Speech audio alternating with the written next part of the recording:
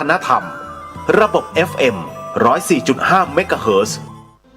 รายการต่อไปเป็นรายการคดีโลกคดีธรรม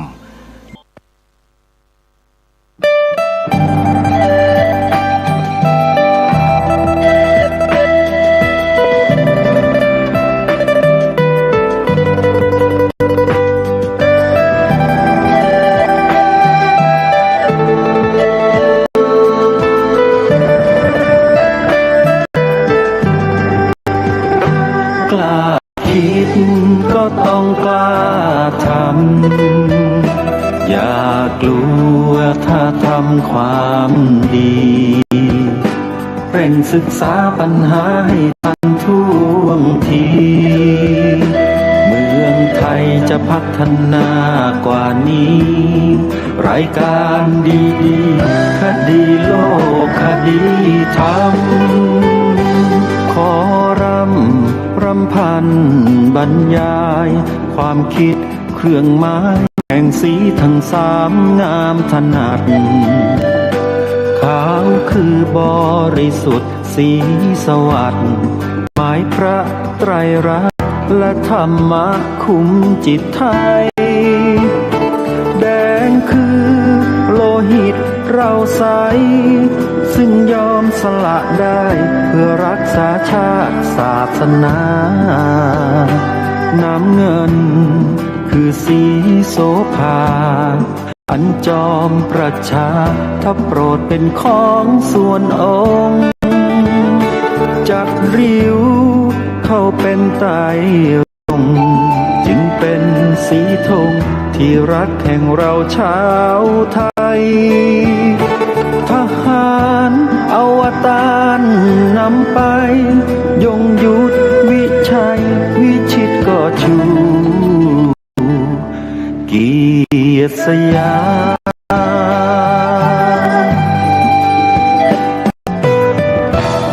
ประเทศไทยที่เจริญมั่นคงได้จนถึงทุกวันนี้มิได้เกิดขึ้นจากความหวาดกลัวอย่างคลาดเขลาแต่บรรพบุรุษไทยของเราทุกยุคทุกสมัยล้วนแต่มีกล้าหาญและชาญฉลาดปกป้องเอกราชสร้างชาติให้เกิดความมั่นคงโดยมีธงแห่งพระไตรรัตน์เป็นเครื่องนำชัยจึงเป็นที่มาที่ไปของรายการคดีโลกคดีธรรมกล้าคิดก็ต้องกล้าทำอย่ากลัวถ้าทำความดีเร่งศึกษาปัญหาให้ทันท่วงทีเมืองไทยจะพัฒนากว่านี้รายการดีๆคดีโลกคดีธรรมรายการดีๆคดีโลกคดีธรรม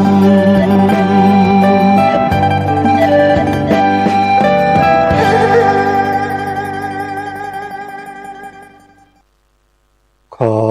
กราบถวายความนอบน้อมแด่พระรัตนตรัยถวายความเคารพพระมหาเถระพระเถรานุเถระทุกท่านขอเจริญสุขญาติโยมสาธุชนที่กำลังติดตามรับฟังรายการจากสถานีวิทยุแห่งนี้ทุกท่านขอนำท่านผู้ฟังเข้าสู่รายการคดีโลกคดีธรรมพบกันในวันนี้วันขึ้น2569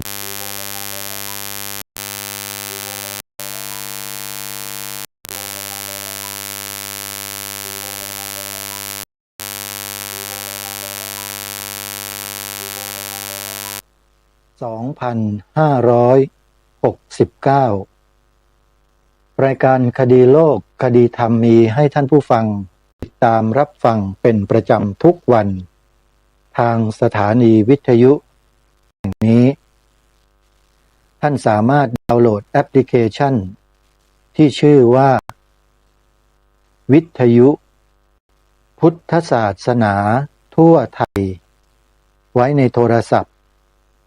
และติดตามรับฟังรายการคดีโลกคดีธรรมได้ทุกพื้นที่ของประเทศไทยฟังผ่านโทรศัพท์มือถือ โดยใช้แอปพลิเคชันดังกล่าว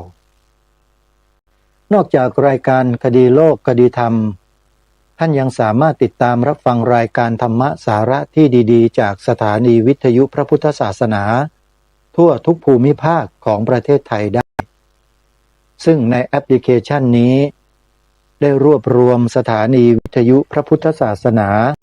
ไว้ในที่เดียวกันมากถึง50 สถานีสาธุชนเลือกรับฟังได้โดยอิสระวันนี้ทางรายการขอประชาสัมพันธ์ข่าวงานบุญให้กับสาธุชนได้รับทราบถึงกิจกรรมงานต่างๆที่จะจัดให้มีขึ้นในอนาคตเช่นงานบุญกฐินหลังจากออกพรรษาแล้วบุญกฐินก็จะเริ่มต้นทันทีโดยวัดที่จัดบุญกฐินในช่วงหลังออกพรรษา1 วันก็มีวัดป่าจริยธรรมตำบลนาดอกคำอำเภอนาด้วง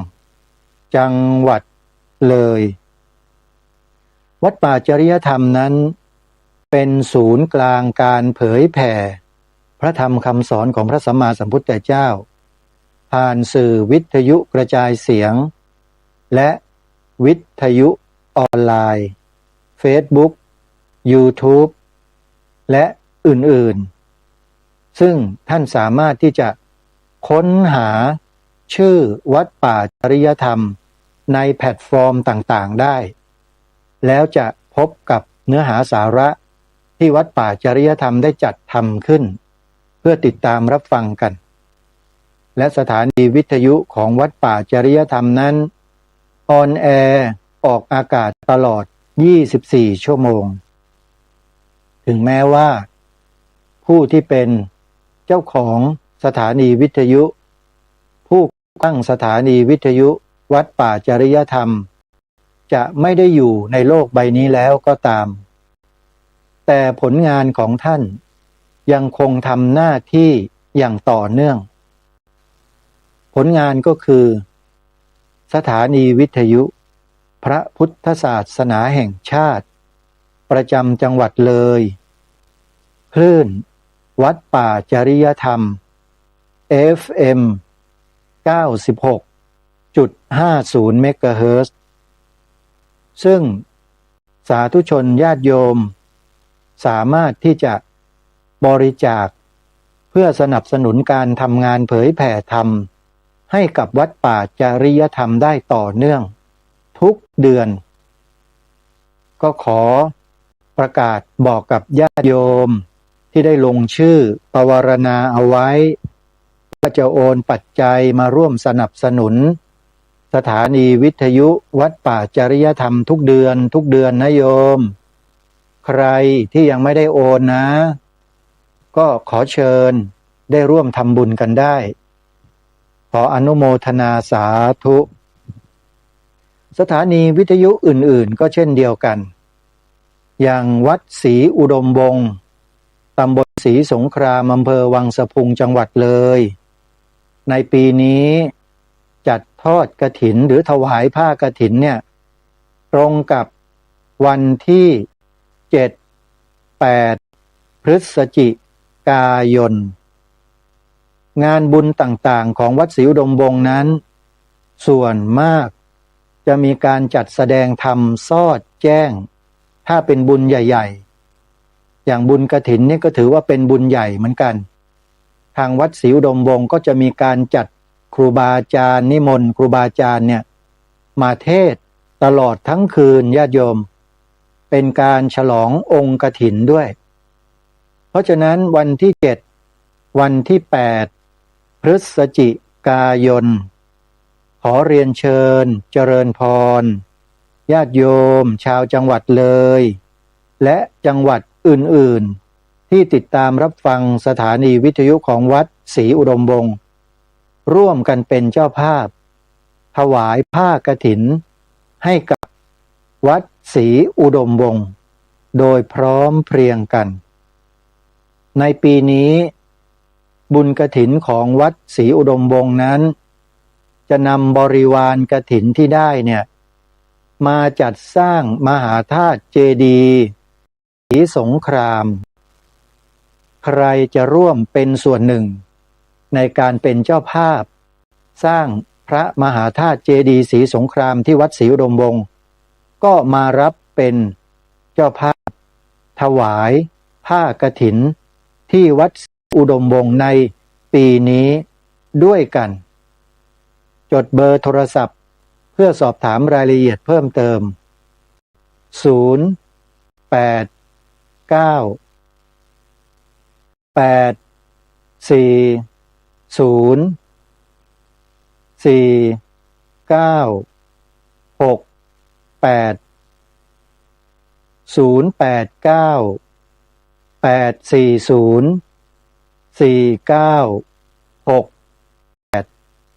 สอบถามรายละเอียดเพิ่มเติม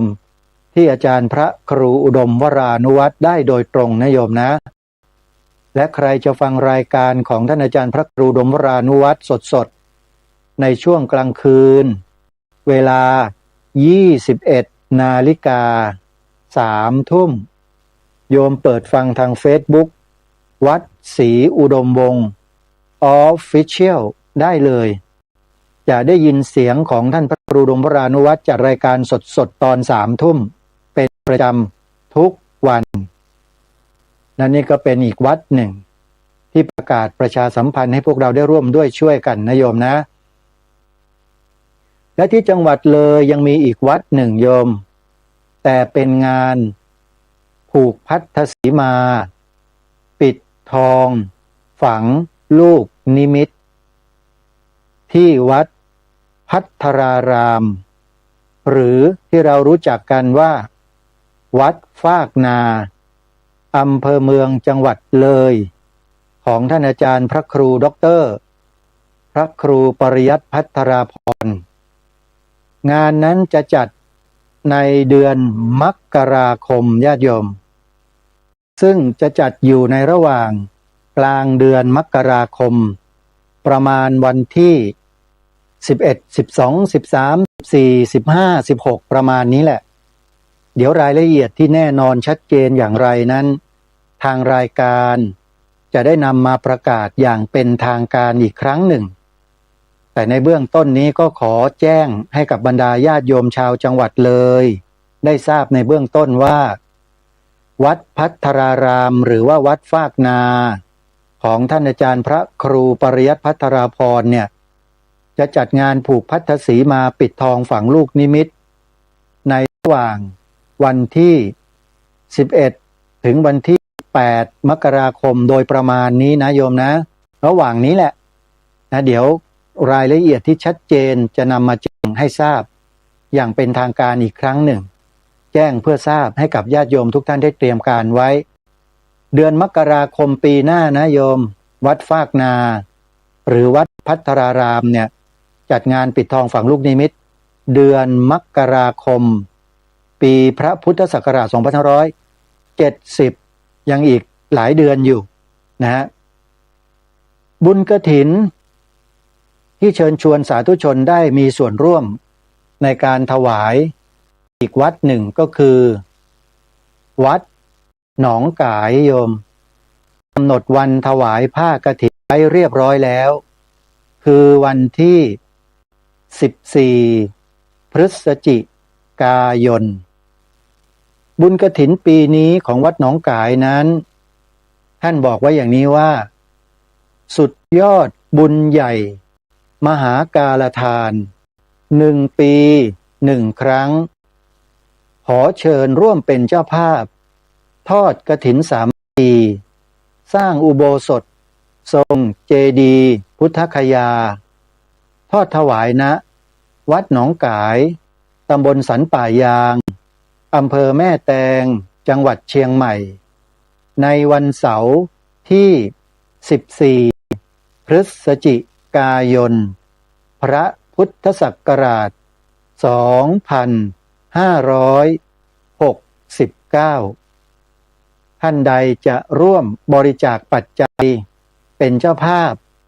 ในการทำบุญครั้งนี้เพื่อสร้างโบสถ์นะโยมโอนได้ตลอดเลยก็คือ โอนผ่านบัญชีธนาคารกรุงไทยหมายเลขบัญชี876069578นี่คือบัญชีของธนาคารกรุงไทยชื่อบัญชีวัดหนองกาย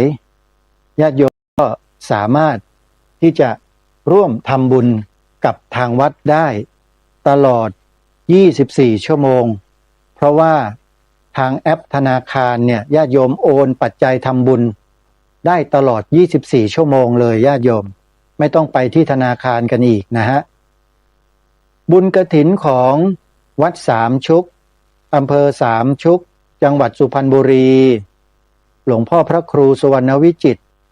กำหนดวันถวายผ้ากฐินวัดสามชุกเอาไว้ตายตัวทุกปีเลยก็คือวันสุดท้ายของการกฐินซึ่งตรงกับวันขึ้น15ค่ำเดือน12วันลอยกระทงญาติโยมและงานบุญกฐินของวัดสามชุกนั้นจะไม่เหมือนที่อื่นหลวงพ่อจะให้มีการบวชเนกขัมมะปฏิบัติธรรมต่อไปอีก3วันใครจะร่วมบำเพ็ญบารมีบวชเนกขัมมะและทำบุญถวายผ้ากฐินวัดสามชุกก็ขอเชิญได้นะโยมนะวันสุดท้ายของการกฐินขึ้น15ค่ำเดือน12หรือวันลอยกระทงนั่นเองวัดสามชุกจะจัดถวายผ้ากฐินวันสุดท้ายเลยญาติโยมจะตรงหรือไม่ตรงวันเสาร์อาทิตย์ไม่เกี่ยวหลวงพ่อบอกว่าวันลอยกระทงญาติโยมก็จะได้มาร่วมลอยกระทงด้วยปล่อยทุกข์ปล่อยโศกปล่อยโรคปล่อยภัยให้ไปกับน้ำและอธิษฐานจิตนำสิ่งที่ดีเข้าสู่ชีวิตด้วยการบวชเนกขัมมะปฏิบัติธรรม3วันเห็นไหมอุบายของวัดสามชุกเนี่ยสุดยอดมากหลวงพ่อทำมาหลายปีแล้วญาติโยมใครจะร่วมบุญก็ขอเชิญได้นะโทรศัพท์สอบถามที่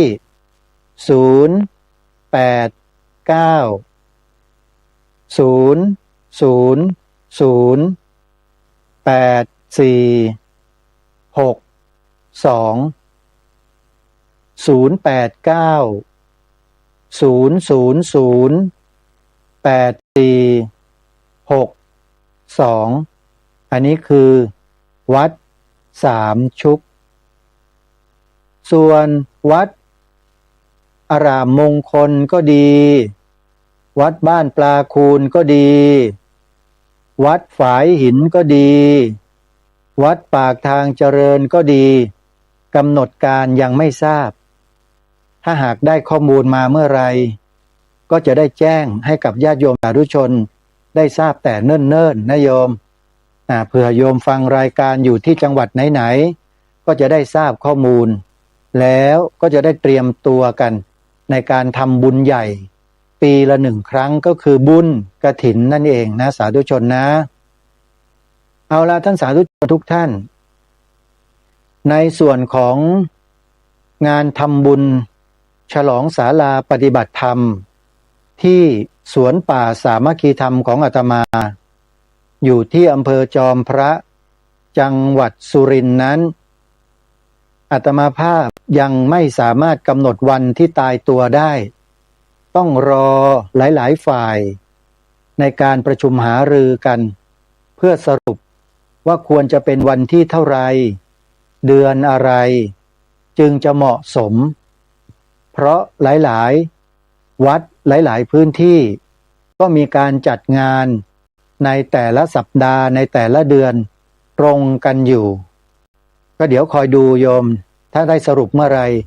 อาตมาภาพก็จะแจ้งรายละเอียดให้กับญาติโยมได้ทราบแต่ที่แน่ๆก็คือจัดทำบุญฉลองศาลาปฏิบัติธรรมหลังที่ญาติโยมร่วมกันเป็นเจ้าภาพจัดสร้างเนี่ยแน่นอนแล้วในปีพระพุทธศักราช2570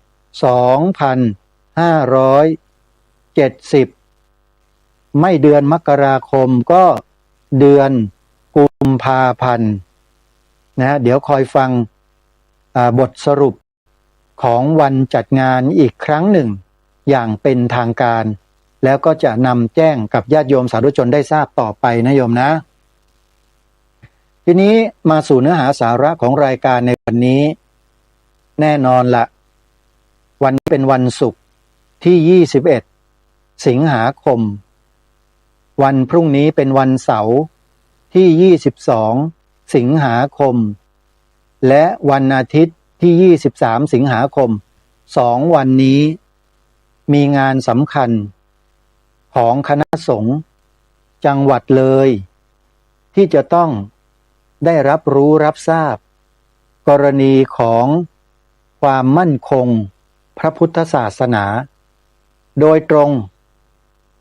และเกี่ยวกับวัดเกี่ยวกับสำนักสงฆ์ทุกแห่งทั่วทั้งแผ่นดินไทยทั้งหมดนั่นก็คือโครงการที่ทางภาคีเครือข่ายพุทธช่วยพุทธแห่งประเทศไทยได้ร่วมมือกันกับสำนักงานพระพุทธศาสนาจังหวัดมาตั้งแต่อดีตและผู้อำนวยการสำนักงานพระพุทธศาสนาจังหวัดก็เกษียณราชการแล้วแต่ยังไม่หยุดทำหน้าที่เพื่อพระพุทธศาสนามีปัญหาเรื่องที่ดินวัดที่ไหนก็ตามอดีตผู้อำนวยการสำนักงานพระพุทธศาสนาจังหวัดขอนแก่นท่านเนี้ยก็จะเดินทางไปช่วยเหลือวัดนั้นๆให้ออกเอกสารสิทธิ์ให้แก่วัดจนสำเร็จมาแล้ว100 กว่าวัดทำสำเร็จมาแล้วโยมถ้าหากไม่ดำเนินการอย่างนี้นะสำนักสงฆ์เหล่านั้นวัดเหล่านั้นก็ยังคงคาราคาซังเป็นลูกผีลูกคนอยู่อย่างนั้นนะยังไม่สามารถ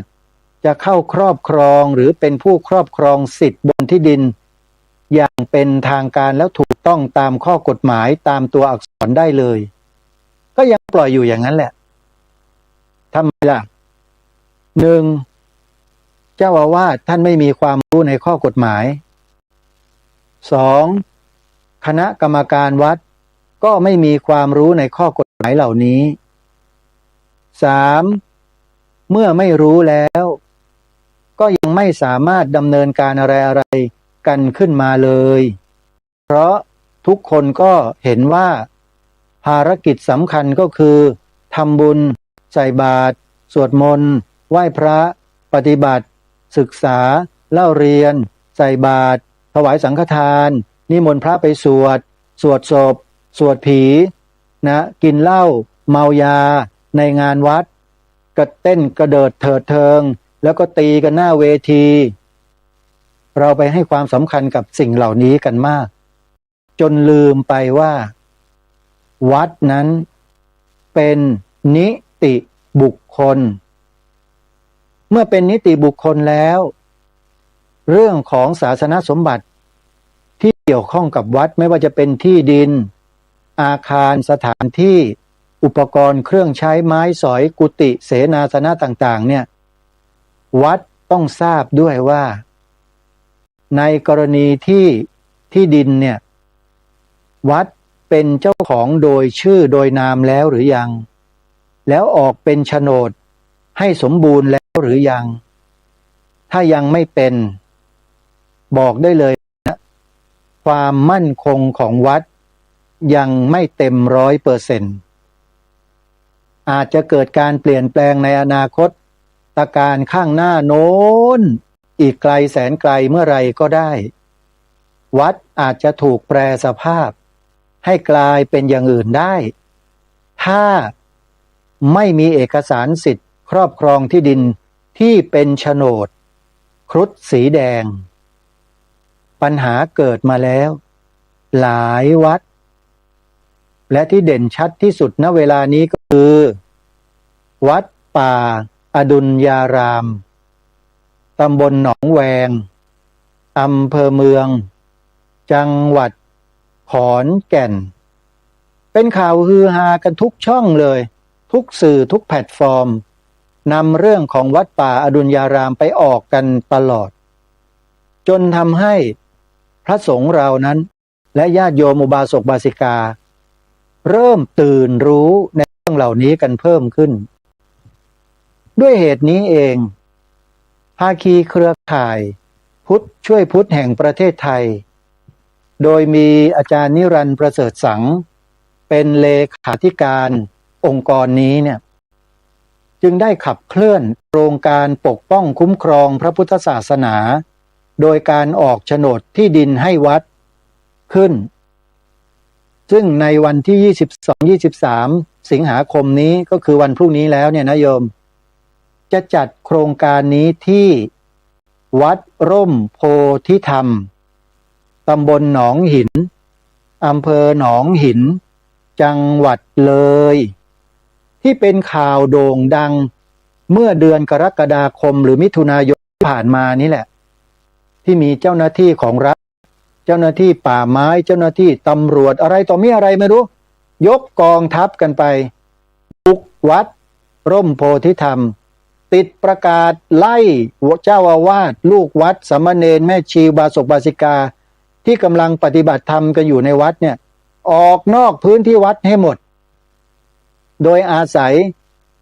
อำนาจคำสั่งของศาลว่างั้นซึ่งเมื่อทางวัดให้ฝ่ายกฎหมายไปตรวจสอบดูแล้วปรากฏว่ามีช่องโห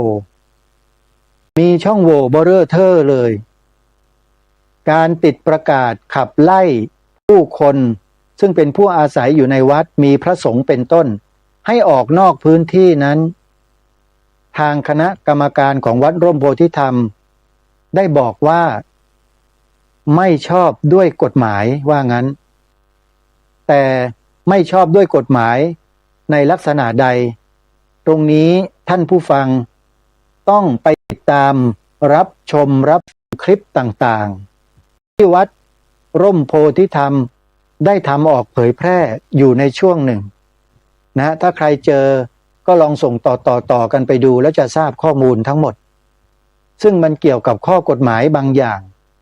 ที่เกี่ยวกับที่ดินวัดที่ธรณีสงฆ์ซึ่ง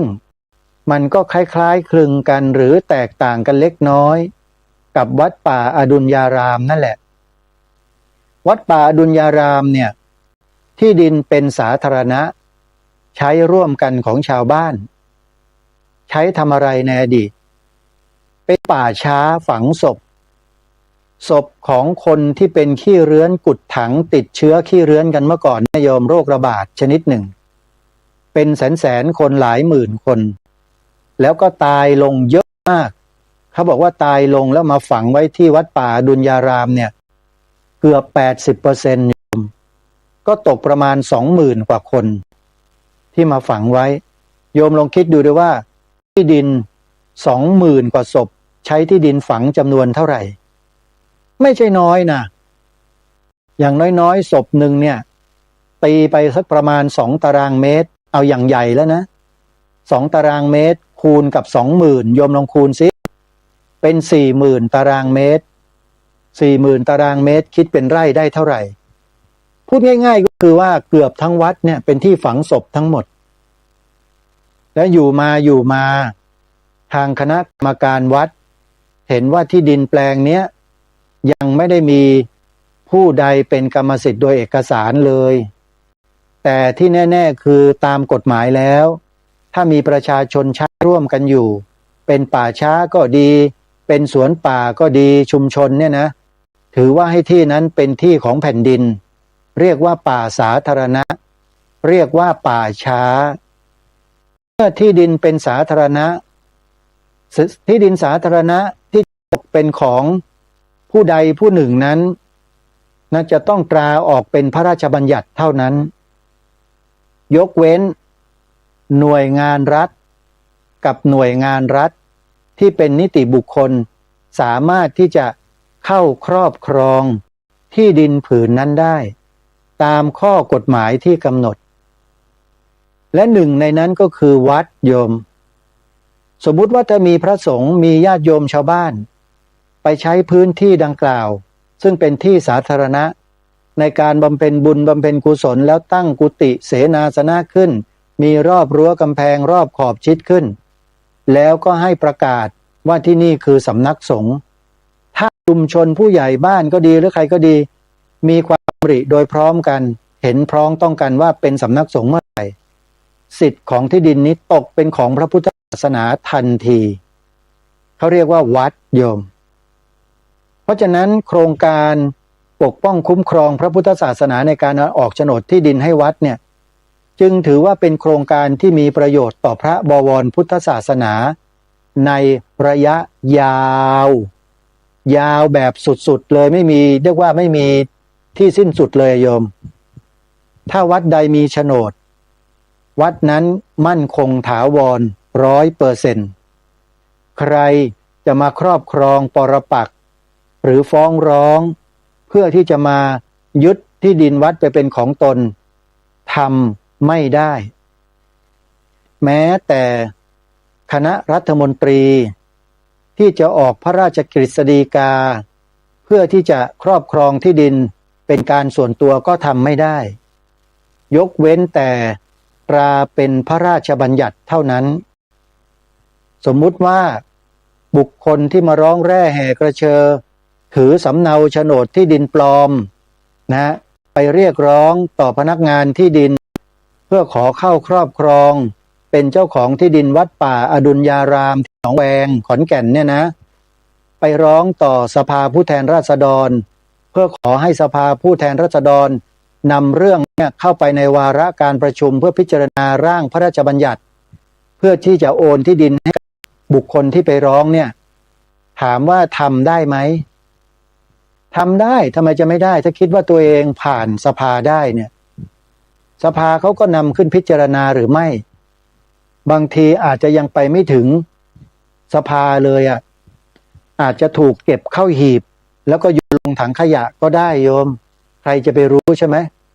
เพราะเมื่อซาวเสียงกับสสสวกันแล้วเนี่ยเขาไม่เห็นด้วยกันทั้งนั้นแหละเพราะมันทำไม่ได้นะฮะถ้าจะทำต้องทำเป็นกรณีที่พิเศษจริงๆเช่นหน่วยงานต่อหน่วยงานขอแลกพื้นที่กันอย่างเงี้ยคณะรัฐมนตรีก็ตราออกมาเป็นพระราชกฤษฎีกาได้เลยเหมือนอย่างวัดชนประทานรังสฤษของหลวงพ่อปัญญานันทะนะโยมเดิมทีวัดชนประทานรังสฤษไม่ได้อยู่ตรงนั้นนะที่เรารู้จักกันต้องขออภัยที่เรารู้จักกันทุกวันนี้ไม่ใช่เดิมเนี่ยอยู่ตรงนู้นกรมชลประทานนุ่นริมแม่น้ำเจ้าพระยาทีนี้ทางกรมชลประทานเขาไม่มีที่ดินเพื่อจะสำรวจระดับน้ำวัดน้ำนะฮะอยู่ริมตลิ่งไม่มีก็เลยมาขอผาติกรรมที่ดินวัดคำว่าผาติกรรมหมายถึงอะไรซื้อวัดโยมแต่ภาษาเขาไม่ใช้ว่าซื้อผาติกรรมเป็นภาษาที่มีอยู่ในพระธรรมวินัยอยู่ในวินัยโยมในพระไตรปิฎกเพราะฉะนั้นในพระพุทธศาสนาพระพุทธเจ้าจะไม่ใช้คำว่าซื้อเซ้งไม่มีใช้คำว่าผาติกรรมทีนี้ผาติกรรมหรือซื้อเนี่ยต้องซื้อระหว่างหน่วยงานรัฐกับวัดเท่านั้นเอกชนทำไม่ได้เอกชนทำไม่ได้ต้องตราเป็นพระราชบัญญัติอย่างเดียวแต่ถ้ากรณีอย่างนี้กรมชลประทานกับวัดชลประทานรังสฤษเนี่ยนะออกพระราชกฤษฎีกาโดยคณะรัฐมนตรีได้เมื่อคณะรัฐมนตรีมีมติเห็นชอบก็ให้ตราเป็นพระราชกฤษฎีกาผาติกรรมวัดชลประทานแล้วก็ไป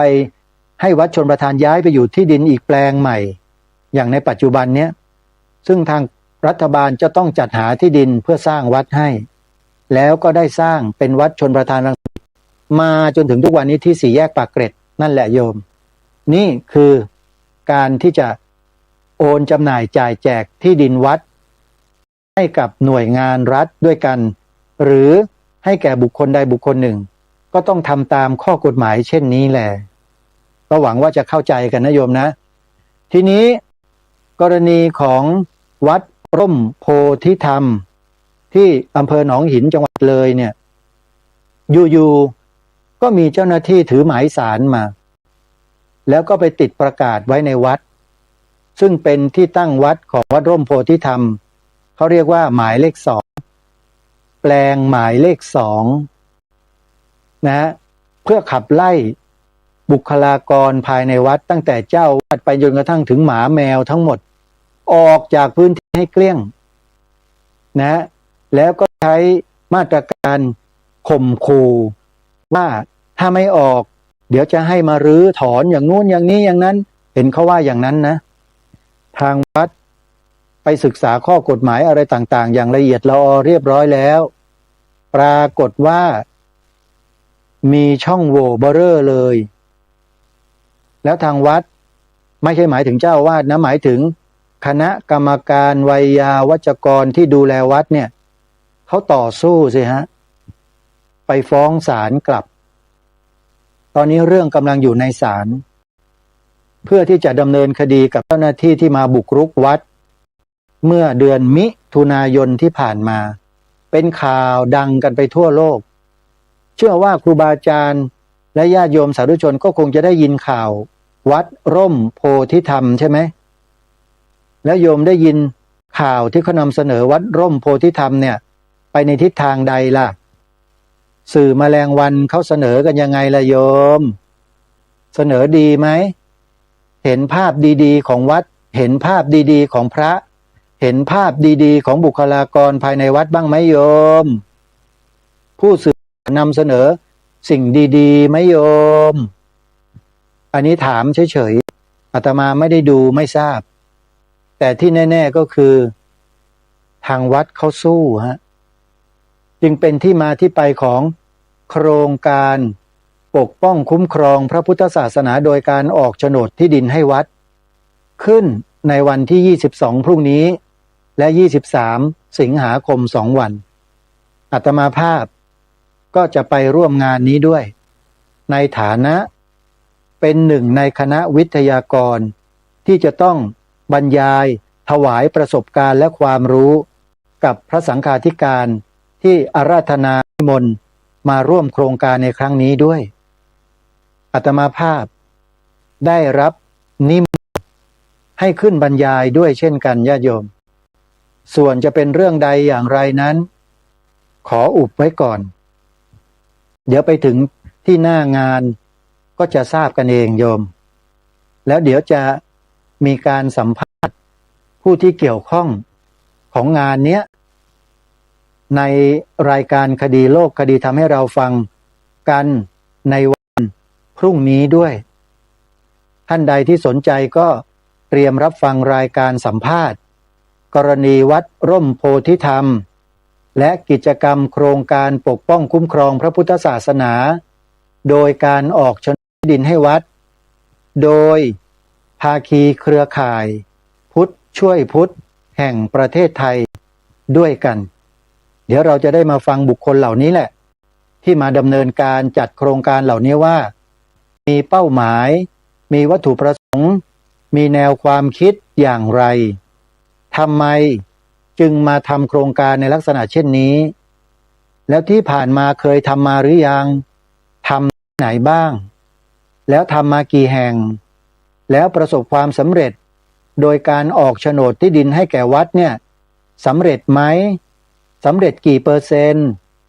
และที่ไม่สำเร็จมีหรือไม่อะไรอย่างเนี้ยอาตมาในฐานะเป็นผู้ดำเนินรายการก็จะถามผู้ที่เกี่ยวข้องเหล่านี้แหละมาให้เราฟังกันแบบเนื้อเลยโยมอาตมาจะไม่ไปไขข่าวที่ไหนมาทั้งนั้นแต่จะไปสัมภาษณ์โดยตรงกับบุคคลที่เป็นผู้เกี่ยวข้องล้วนๆเลยโยมเดี๋ยวคอยติดตามรับฟังกันนะส่วนจะออกมาในลักษณะเช่นไรดีหรือไม่เสียงชัดไหมอันนี้โยมก็คอยติดตามรับฟังกันนะนี่ถือว่าเป็นหน้าประวัติศาสตร์อีกหน้าหนึ่งในวงการพระพุทธศาสนาในเมืองไทยของเราที่วัดวาอารามในพระพุทธศาสนาถูกคุกคามอาตมาต้องใช้คำนี้นะถูกคุกคามนี่ถือว่าเป็นการคุกคามแต่เป็นการคุกคามในลักษณะที่อ้างข้อกฎหมายจะผิดหรือจะถูกไม่ทราบต้องให้ศาลท่านตัดสินโยมอย่างที่บอกไปเมื่อสักครู่ว่าคณะศิษยานุศิษย์ไวยาวัจกรของวัดร่มโพธิธรรมเนี่ยเขาเห็นช่องโหว่เบ้อเร่อเท่อเลย ที่ส่วนราชการมาดำเนินการในครั้งนั้นน่ะแล้วเขาก็จะทำการฟ้องกลับเพื่อเอาความผิดต่อเจ้าพนักงานที่กระทำผิดกฎหมายอาญามาตรา157อันนี้อาตมาฟังคำบอกเล่ามานะยังไม่ยืนยันนะว่าจะเป็นอย่างนั้นหรือไม่แต่ได้ยินคำบอกเล่ามาอย่างนั้นว่าเขาจะฟ้องกลับในมาตรา157แก่ส่วนราชการต่างๆที่บุกรุกเข้ามาบนที่ดินของวัดนี่แหละท่านสาธุชนเป็นเรื่องเป็นราวใหญ่โตขึ้นแล้วก็เรื่องยังไม่จบทีนี้ปัญหามันก็มีอยู่ว่าเขาไม่ใช่แค่ติดประกาศแล้วให้ผู้คนหรือพระสงฆ์เนี่ยออกจากพื้นที่เท่านั้นซึ่งทางพระสงฆ์แล้วก็ผู้ที่อาศัยอยู่ในบนที่ดินของวัดเนี่ยก็ยอมออกตามคำสั่งของเจ้าหน้าที่ของรัฐที่ไปปิดประกาศแล้วก็ให้ผู้คนที่อาศัยอยู่ในวัดเนี่ยออกจากวัดกันทั้งหมดก็ยอมมาพักกันอยู่ที่ศาลาลำบากลำบนกันนะจะต้องอดตาหลับขับตานอนแข่งกับยุงแข่งกับแมลงต่างๆนะอากาศก็ไม่ได้เย็นสบายร้อนพอสมควรก็อยู่อย่างไม่เป็นสุขกันแล้วกันว่าการกระทำในลักษณะเช่นนี้เนี่ยถ้าว่าโดยศีลธรรมโดยบุญโดยบาปเนี่ยนะโยมคิดว่ายังไงการขับไล่พระสงฆ์ออกจากวัดแล้วให้มานอนตากยุงตากอากาศกันอยู่ที่ศาลากันเนี่ยรวมกันทั้งหมดเนี่ยโยมคิดว่าการกระทำเช่นนั้นน่ะเป็นบุญไหมโยมแม่จันทิพย์ไล่พระออกจากวัดของท่านไปนอนข้างนอกไล่ญาติโยมบาศกบาสิกาผู้ปฏิบัติธรรมไปอยู่ข้างนอกอย่างเงี้ยโยมว่าการกระทำอย่างนี้ของเจ้าหน้าที่เนี่ยเป็นการกระทำที่เป็นบุญเป็นกุศลไหมโยมทำอย่างนี้แล้วถ้าตายไปแล้วจะขึ้นสวรรค์ชั้น7ไหมโยมมันมีเปล่าชั้น7ไม่มีเนาะ6ชั้น6ชั้นโยมว่าขึ้นสวรรค์ไหมพวกเนี้ยนะแม่จันทิพย์แม่ศรีนวลรันจวนโยมแม่นันทพรคิดว่าเจ้าหน้าที่ที่ทำอย่างนี้กับพระกับวัดเนี่ยจะเป็นบุญไหมโยมลองวิเคราะห์ดูพิจารณาดูซิสมมุติว่าวัดฝายหินแต่ว่าไม่โดนหรอกนะท่านพระครูไม่ต้องกลัวสมมุติอยู่ๆก็มีเจ้าหน้าที่บอกว่าวัดฝายหินรับคำสั่งศาลศาลมีคำพิพากษามาแล้วอย่างนั้นอย่างนี้งี้เพราะฉะนั้นในฐานะที่ผมดูแลพื้นที่นี้อยู่จึงขอให้พระสงฆ์สามเณรแม่ชีบาศกบาสิกาผู้อาศัยอยู่ในพื้นที่นี้ก็คือในวัดเนี่ยนะออกจากพื้นที่ภายใน15 วันโยมว่าการทำอย่างเนี้ยเป็นการทำที่เป็นกุศลเป็นบุญไหมลองคิดดูสิโยมแล้วพระเนรเถรชีจะไปอยู่ที่ไหนกันล่ะไล่ออกจากวัดให้ไปอยู่ในป่าก็อยู่ไม่ได้เดี๋ยวเจ้าที่เจ้าทางเจ้าป่าก็ไล่ต่ออีกพระเนรก็คงจะต้องไปอยู่กันกลางถนนนะมั้งโยมแล้วทำอย่างนี้เป็นบุญเป็นกุศลไหมล่ะโยมว่าเป็นบุญไหมทำอย่างนี้กันมาหลายวัดนะเจ้าหน้าที่รัฐที่ทำกันแบบเนี้ยเจอมาหลายวัดแล้วนะโยมและทางภาคีเครือข่ายพุทธช่วยพุทธแห่งประเทศไทยเขาก็ได้ไปสำรวจตรวจดูวัดวารามเหล่านั้นดูในแง่ของกฎหมายดูในแง่ของที่ดินดูในแง่ของเอกสารสิทธิ์ดูในแง่ของการได้มาซึ่งที่ดินต่างๆแล้วก็เข้าไปช่วยเหลือเยียวยาแก้ปัญหากับวัดต่างๆเหล่านั้นได้เป็นจำนวนมากเลยและอย่างวัดร่มโพธิธรรมเนี่ยที่โดนที่ผ่านมาเนี่ยภาคีเครือข่ายพุทธช่วยพุทธแห่งประเทศไทยก็เดินทางมาช่วยจึงได้ทำโครงการนี้ขึ้นไงฮะแล้วก็นิมนต์คณะสงฆ์จังหวัดเลยทั้งหมดตั้งแต่เจ้าคณะจังหวัดธรรมยุทธมหานิกายเจ้าคณะอำเภอธรรมยุทธมหานิกายเจ้าคณะตำบลธรรมยุทธมหานิกายเข้ามาร่วมกิจกรรมโครงการดังกล่าวนี้2 วัน22-23 สิงหาคมนี้ ที่วัดร่มโพธิธรรมตำบลหนองหินอำเภอหนองหินจังหวัดเลยนี่ก็เป็นกิจกรรมอีกกิจกรรมหนึ่งที่ทางรายการคดีโลกคดีธรรมเกาะติดสถานการณ์มาโดยตลอดมาในตอนนี้กระแสของวัดป่าอดุลยารามเนี่ยกลบทับกระแสของวัดร่มโพธิธรรมเรียบเลยตอนนี้สื่อต่างๆก็วิ่งไปที่วัดป่าอดุลยารามขอนแก่นกันทั้งหมดเลยทิ้งวัดป่าวัดร่มโพธิธรรมที่หนองหินจังหวัดเลยเอาไว้เลยโยมไม่มีใครทราบข่าวรายการคดีโลกคดีธรรมก็เลยนำมาเสนอความคืบหน้าให้กับสาธุชนได้ทราบกันก็จะได้รู้ว่าโครงการนี้มีจริงแล้วก็ดำเนินการสำเร็จได้จริงๆด้วยแล้วเราไม่ทำกระโตกกระตากเหมือนกับใครบางคนที่ไปถือสำเนาโฉนดที่ออกแทนมานั่นน่ะแล้วไปโกหกเจ้าหน้าที่ที่ดินว่าโฉนดหายนะแล้วก็ไปออกของปลอมมานะโยมไม่เหมือนกับเขาที่เขาทำกันอยู่ไปร้องเย้วกับหน้าสื่อที่โรงพักบ้างที่ไหนต่อที่ไหนที่หน้าวัดบ้างนำชายชะกันเข้าไปข่มขู่อย่างนู้นอย่างนี้อย่างนั้นไล่พระไล่เณรเถรชีออกจากวัด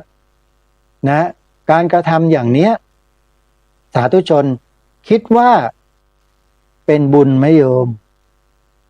เป็นบุญหรือไม่และถ้าเป็นบุญเนี่ยเป็นบุญในข้อไหนจ๊ะ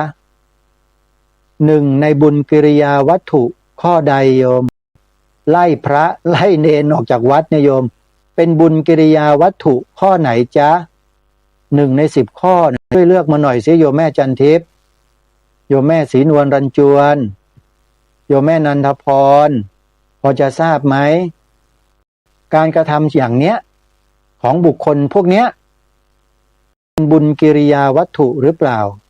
หรือเป็นอะไรกันแน่แต่ที่แน่ๆเนี่ยกรรมติดจรวดกรรมุนา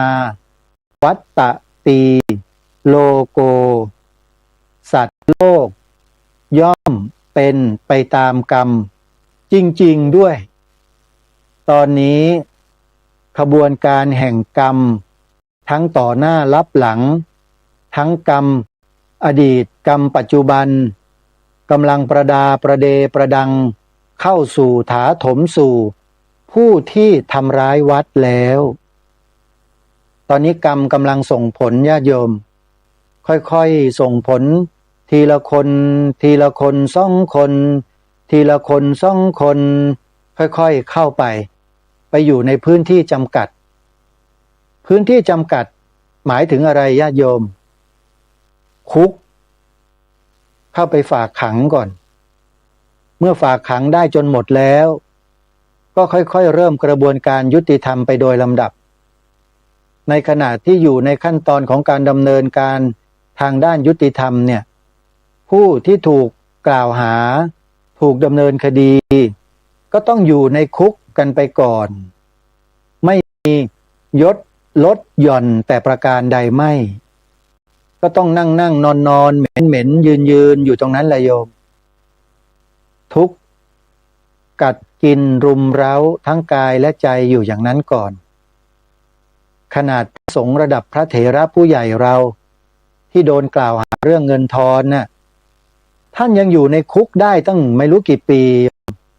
ท่านไม่เห็นบ่นเลยเห็นไหมไอ้นี่เข้าไปแค่ไม่กี่ชั่วโมงบ่นคอแทบแตกลองคิดว่าเป็นยังไงโยมวุฒิภาวะระหว่างพระกับบุคคลพวกเนี้ยอันไหนสูงกว่ากันโยมวุฒิภาวะคือความเจริญทางด้านภาวะของความเป็นผู้ใหญ่ใครเจริญกว่ากันโยมระหว่างพระสงฆ์กับบุคคลที่กระทำการที่ไม่เหมาะไม่สมดังกล่าวอันนี้ก็เห็นชัดกันอยู่แล้วใช่ไหมเพราะฉะนั้นกรรมไม่เคยแบ่งแยกไม่เคยจะลดหย่อนผ่อนตามอะไรทั้งสิ้นให้ผลตรงไปตรงมาทั้งหมด และกรรมกำลังสนองกันอยู่ตอนนี้ท่านผู้ฟังอาตมาจะไม่พูดถึงมากนะเดี๋ยววันพรุ่งนี้ติดตามรับฟังกิจกรรมที่วัดร่มโพธิธรรมด้วยกันนะเดี๋ยวจะนำบุคคลที่เกี่ยวข้องมาออกรายการร่วมกันแล้วฟังติดตามรับฟังกันต่อไปวันนี้หมดลงแล้วเวลาท่านผู้ฟังขอสมมุติยุติไว้ที่เพียงเท่านี้ขอความสุขสวัสดีจะมีแด่ท่านผู้ฟังทุกท่านทุกคนเทินขอเจริญพร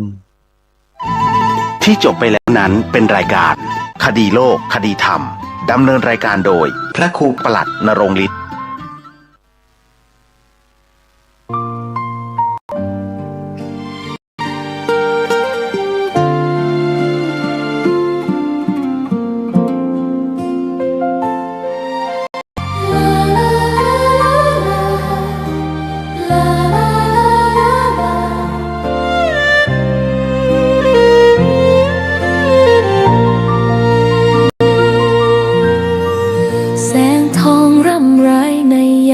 อุตสายังเห็นพระเมตตาอยู่ทุกแห่งหนน้ำพระทัยฉโลมใจคนทั่วพื้นแผ่นดินยังอบอุ่นรอยยิ้มพระพักตร์ยังส่องแสงในดวงใจไทยไม่ลืมเสียงสายลมแผ่วเบาเหมือนเอ่ยคำปลอบว่าพระองค์ยังอยู่ไกล